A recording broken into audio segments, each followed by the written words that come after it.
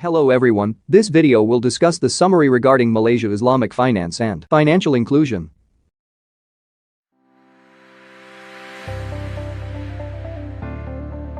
According to the Findex database, financial inclusion is the access to and use of financial services such as bank accounts and digital payments. Malaysia's Islamic finance assets rank third globally behind two nations with much larger Muslim populations, which are Iran and Saudi Arabia.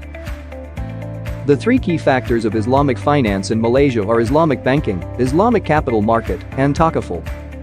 Table shows Malaysia's leading position in Islamic finance in 2018. Linking Islamic finance and financial inclusion in Malaysia. Malaysia is a leader amongst its ASEAN, OIC, and upper middle income country peers in the attainment of financial inclusion, and also a leader globally in the attainment of the thriving Islamic finance sector. Malaysia has achieved a high level of financial inclusion among the countries in the Findex database. However, there are some barriers towards financial inclusion, such as financial institutions too far away, religious reasons, people don't have enough money, and many more.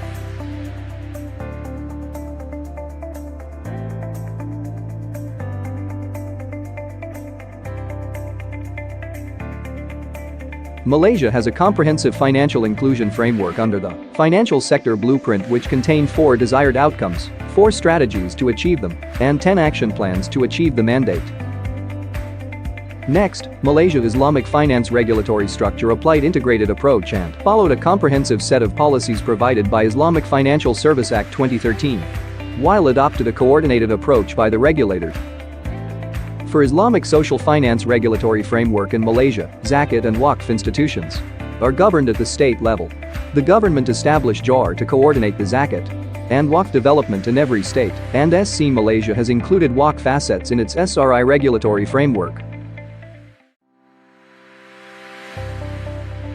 The initiatives that have been taken by Bank Negara Malaysia to increase financial inclusion are enhancing the role of DFIs, promoting greater access to and take-up of financial services by the underserved individuals and MSME. Next, identified Islamic finance as a key enabler for financial inclusion, and also demonstrated the commitment to promote financial inclusion at both the regional and global levels.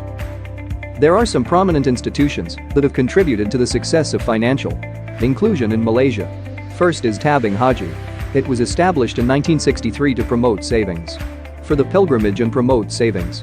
Second institution is Permodalan Nasional Berhad, PNB. It was established in 1978 to increase economic participation of all Malaysians, especially Bumi Putera.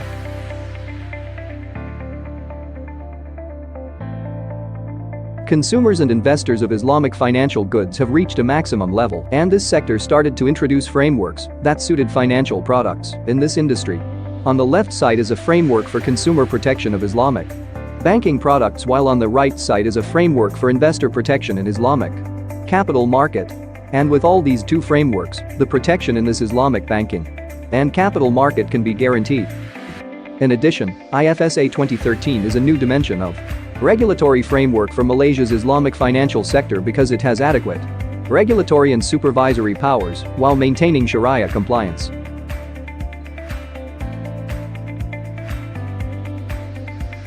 Fintech refers to the technology and innovation that aims to make financial services more efficient.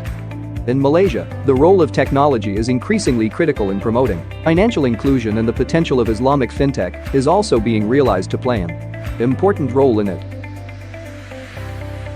Through this digitalization, it creates new opportunities and challenges that are needed to be tackled as time change drastically, and adapting to the new changes is a must. Here are some of the solutions to promote the Islamic digital economy, such as by improving internet speed and access, related institutions to spread awareness, and initiative by the government.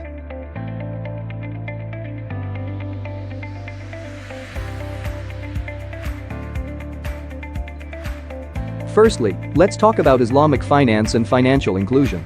The data suggests that Malaysia has essentially removed religious consideration and also offers an important lesson for countries. Secondly, is the robust regulatory support. Bank Negara Malaysia has developed the financial inclusion framework and has also bolstered Islamic banking significantly. Similar engagements are required between financial regulators, financial institutions, and SIRCS. Let's move on to the strong institutional enablers. The desire to engage Bumiputera with the financial system and also Tabung Haji introduced a culture of thrift among Malay Muslims. Next, consumer protection. Malaysia uses a standardized, comprehensive framework for all consumer and investor protection. Investor confidence and trust in a well-functioning market for financial services promotes financial stability, innovation, and inclusion in the long term. Last but not least is digitalization and Islamic fintech. Findex 2017 states that access to cell phones and the internet is driving access to financial services globally. The use of fintech has enabled a resurgence of Islamic social finance and institutions.